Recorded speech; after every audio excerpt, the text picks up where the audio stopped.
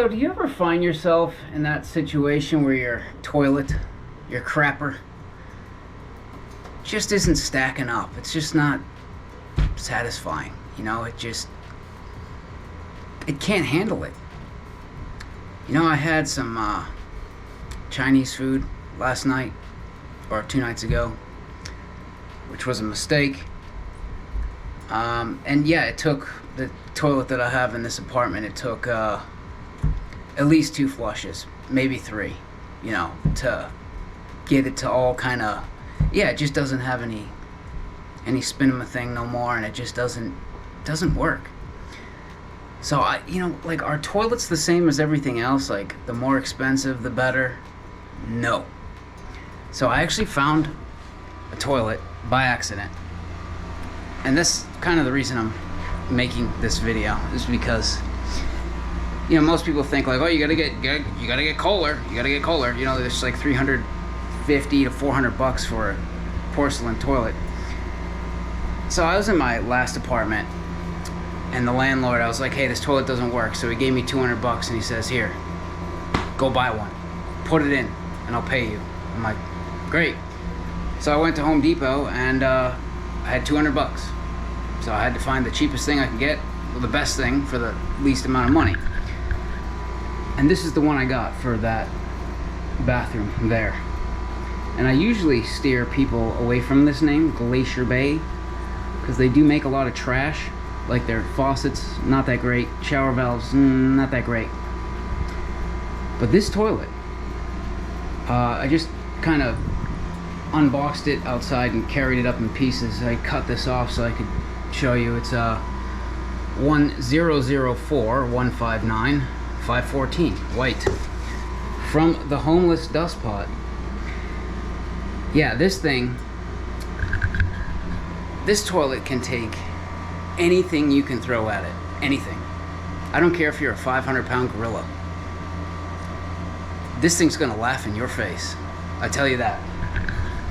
It says right here, flushes 7 billiard balls in a single flush. Now that is impressive. It's also handicap height, a little higher, with an elongated bowl, which to me is a must because I'm taller, and I feel like the bigger the basket, you know, the easier it is when you're waking up in the middle of the night to take a leak and you're kind of bobbing and weaving. You know what I mean? You just have a bigger basket, and it's higher, so it's not that far away. It also comes with a soft close seat, standard, which is pretty nice.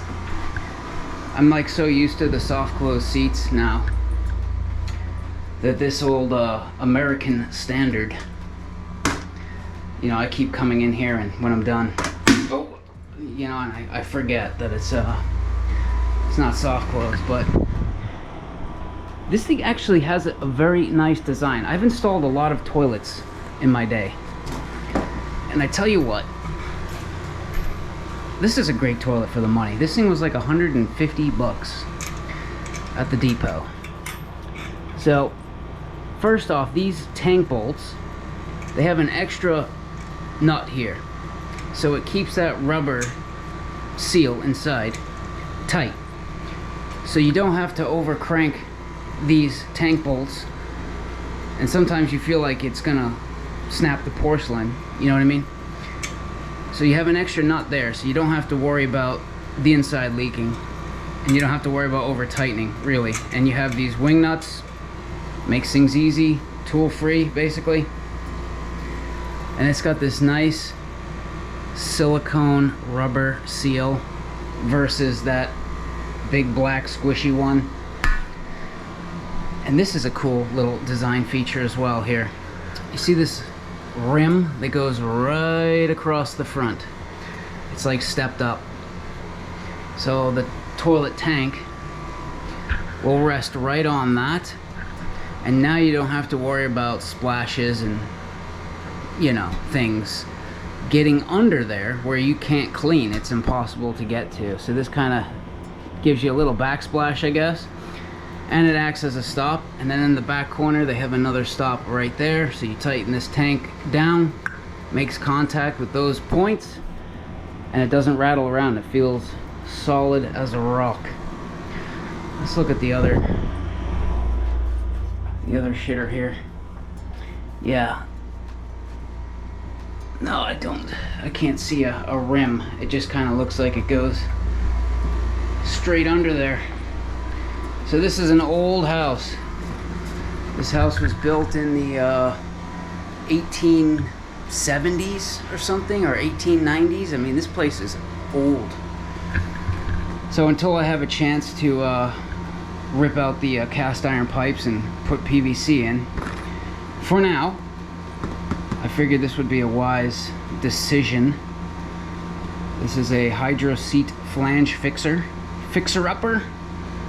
You just kind of stick it right over the old flange. It goes down inside the pipe. You can screw it down to the floor, and it's got its own bolts kind of welded in place already. So I mean, that's gonna make a nice strong base. But if your floor is uneven in the least, wow, this thing has got some crazy, like, look at this. Look on the back here. It's got like these crazy pipes coming in the sides and stuff. What in the hell is all that about? Dude, that's the toilet's muscle. It's flexing, bro. It's saying don't let your kid near it, because if they flush with the kid near it, it might, yeah, you might lose a child. But like I was saying, if your floor is uneven at all, when you go to, you know, bolt this down, if it still rocks, I usually just use Quadmax white. It's an oil-based caulking for outdoors. It's meant for water. It doesn't yellow very easily over time. And as soon as that stuff dries, yeah, your toilet's not going anywhere ever. The shims seem to wiggle out, and I don't really like toilet shims anyway. So we're gonna install this thing and see what she looks like.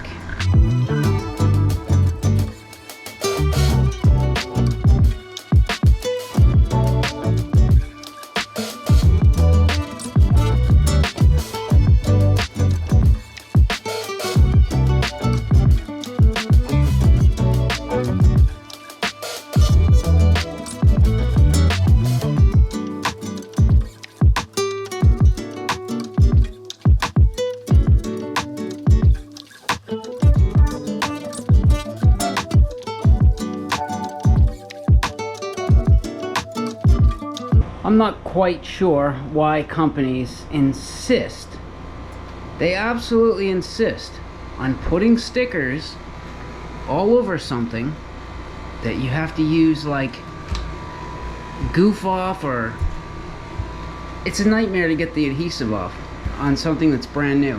I mean, they put a sticker right here that peeled right off and didn't leave any residue.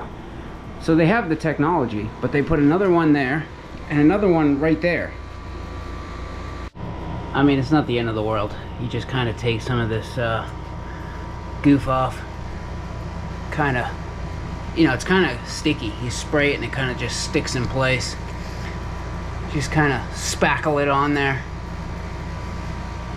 and let it sit for a couple minutes and then wipe it off. So another great feature of this toilet, which may not be that important to most of you, but it is to me because I put them in. So it comes with extra tall toilet caps. They're about a third taller than normal. So you don't have to cut the bolts down as much, so that if you had to pull the toilet in the future and then put it back down using the same bolts, you might get away with it. And these guys, the little things that they snap onto, you can see they have some reinforcement on the back. So when you tighten that toilet bolt down, they don't just deform right away. There's actually a better toilet bolt cap out there that I found that actually has, the bottom part has like threads, and it's like a 1/2 inch deep, and then instead of trying to beat the cap on and snap it on, you screw it on Bob's your auntie, especially these days. Alright, so now we're going to attempt an install here. So, things needed: a small pair of channel locks, like those, maybe a few screws, a new toilet supply line. If your house is old, you might need a flange fixer-upper, a drill, which I have right there, and a wax ring. But see that, seeing that we're in 2023, wax was kind of a old school way of doing things, and the problem with wax is you have one shot. So if you're a DIYer, I would steer away from wax, because you have one shot of placing that toilet perfectly, aligning it with the bolts, and squishing that wax down. And if you screw it up, well, you screwed it up and you have to go get another wax ring. So I prefer these Corky. Yeah, Corky makes the little red flappers and stuff inside the toilets, made in the USA. So basically this is a replacement for wax, because wax will kind of get hot and kind of go bad over time, and it kind of flattens itself out. Well, this, you have the actual seal right here, which holds your bolts too, and then you have these two different rubber gaskets. So if your toilet flange is completely flush with your bathroom floor, then you would want to use this thicker gasket. But if your toilet flange was done correctly and it sits on top of your floor, then you would use this smaller gasket. And if you screw it up putting it down the first time, doesn't matter. You can pull the toilet up and try again. Plus, in the future, when you pull the toilet out, you have to set it on something, and you usually get wax all over the place. That's another reason I cut this piece of cardboard, because I'm going to put this on the floor and set the old toilet on it so I don't get wax all over the floors. So to start the extraction here of the old commode, yikes, that looks like oil. I'm going to shut off the water, and then I'm going to flush as much of it out as I can. I'm going to use my little handy dandy Milwaukee wet dry vac, and I'm going to try to suck out all the water, especially because I'm doing this solo. If you have an extra hand, sometimes you can get two people and carry it out of the house level, as long as you keep it level.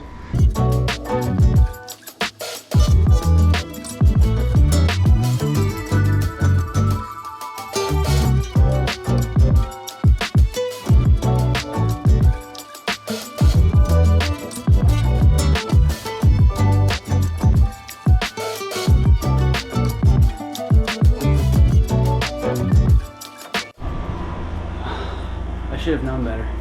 I should have known better. Previous owner that owned this place has done some really, really questionable things. This is her handiwork here. Beautiful, beautiful. I mean, that is high quality. This is the original hardwood floor in the place, right here. And it actually, yeah, it's terminated right here, runs out into the stairwell there, and actually out there doesn't look so bad, so I was thinking maybe I'll cut the floor there, put a threshold under this door, and peel all this up. This over here will be the same as the kitchen, and she just essentially stuck down this stick-on vinyl crap. Look at her nice transition there. That is professional, man.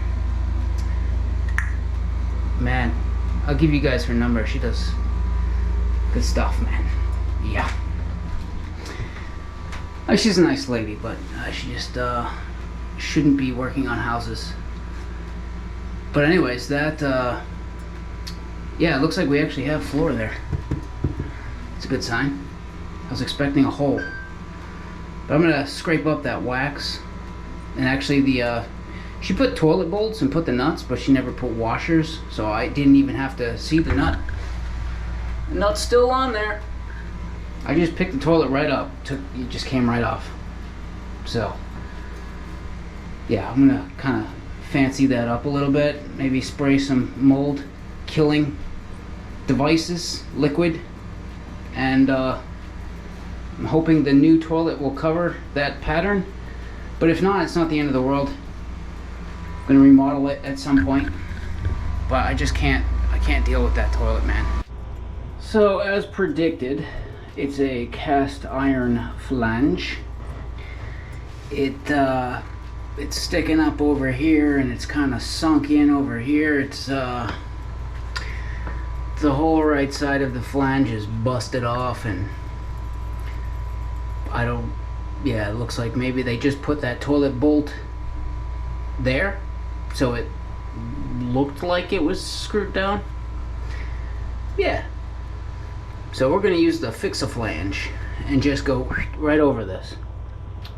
This is 4-inch, which is bigger than expected, but it's fine. This fixing flange is for, I guess, 3 or 4. Let's see. It's gonna have to work. Yeah, see, it has a little diverter, I guess, to kind of push everything down. Oh, that says back. Okay. See how it's raised? So you can kind of get it over the old flange. The only thing is, oh yeah, okay. So that's sitting right on it. There's still a little bit of wax that I couldn't get, so it's gonna squish in a little bit. So I'm basically gonna screw this down, put my new wax ring. Yeah, Bob's your auntie. If it's not good enough, oh, it's cast iron though. It's gonna be kind of a pain in the ass to drill, but yeah, I'll see. So the fixer-upper kit came with some screws of its own, Phillips. They're like 1.25 inches, probably rust resistant. It also came with washers and the nuts. But I didn't use these because I wasn't entirely sure on the how good this floor was. I was gonna try to get through this floor into the subfloor, so I went with like 2.5-inch screws, which these are not rust resistant. These are like indoor screws, but I guess if I was doing this permanently, I would have used 2.5-inch deck screws, to get down in there, and they're rust resistant. But this again doesn't have to last for infinity and beyond. It just needs to like get me by until I can muster enough money and time to yeah, this bathroom needs a lot of love. It has not been loved in a long time. So I just honestly, I just want to crap in peace for a little bit anyway, you know what I mean? Just for a little while. So seeing that the flange is sticking above the finished floor, sort of, in the back, I went with just the regular, the regular size squishy gasket. And you put her in, is it like this? No, I think I have it backwards. Yeah, this is how it goes. Yeah. I think. Wait. Is it gonna work with this thing? See this, usually I just do it like this. And the toilet the toilet port goes into there. and then this kind of sits on the rest. But with this flange, it already kind of has it built in here, but it still recommends that you use wax. So I'm thinking if I do this, even though this is not how this thing was designed to be used, you know, at least we'll have some squish, you know, around the outside, and the toilet port will go in here, and then we'll cinch it down. But this is not the right way to use this kit. I believe it's like this, but as you can see, yeah, it won't work because of yeah, you see that like cone is supposed to fit down in there, but they already have one built on. So yeah, I mean, I guess I could cut that off. Yeah, I'm gonna do that. I'm just gonna cut this little, you know, this little chicken turkey gizzard thingy off. Alright, so I just took some scissors and cut off that little turkey neck there. And the reason for that, and this, is if you look down at a flange, right, you have the pipe that comes up into the flange, and then you have the flange that goes around the pipe, and then there's a lead or a sealant in between.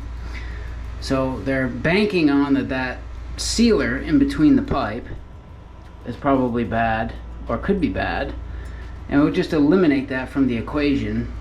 So if you have this little neck, you see the little neck down in there that kind of diverts all of the brown trout and liquids past that joint and straight into the fitting. It's way less likely chance of a leak. So seeing that these both had the little turkey neck, this one has it right here, you can see it. So underneath the toilet there's a little porcelain circle cup thingy that should go right into that, and this will take up any of the extra, you know, stuff, spaces. Oh god. Ew. I should probably like do something with that before I put the toilet back in. Yeah. Alright, so if you're installing a toilet solo, you know, the best way to kind of pick it up is to straddle the toilet, grab it, and pick it up. And then when you go back into the bathroom, you kind of left and right, look for the bolts, and set it down.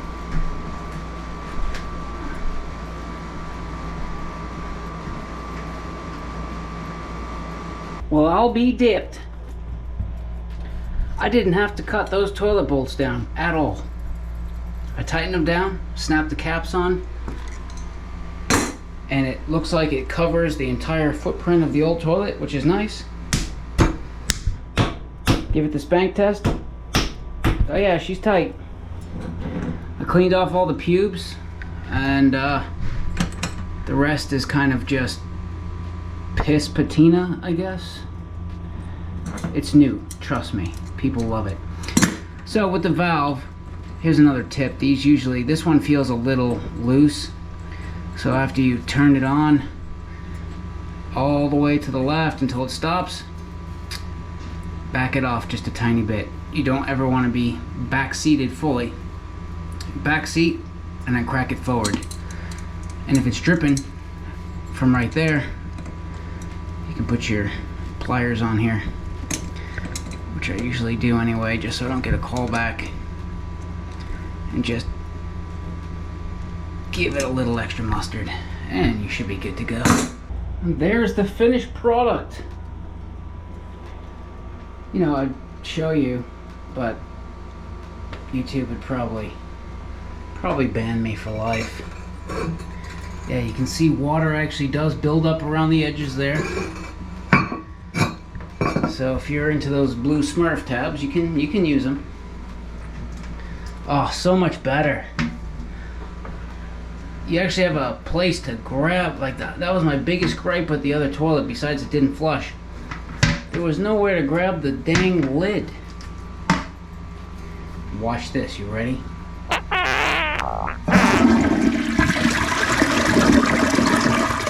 Yeah! The Gusher 5000. Glacier Bay. 150 bucks. Not even a 50-pound gorilla can defeat. I highly recommend it. If you're having issues with toilets, you don't need to buy a $400 Kohler toilet. I don't think that toilet looks bad. Does the job. Make sure you subscribe. Give me a thumbs up. We do fun stuff like this all the time. See you later.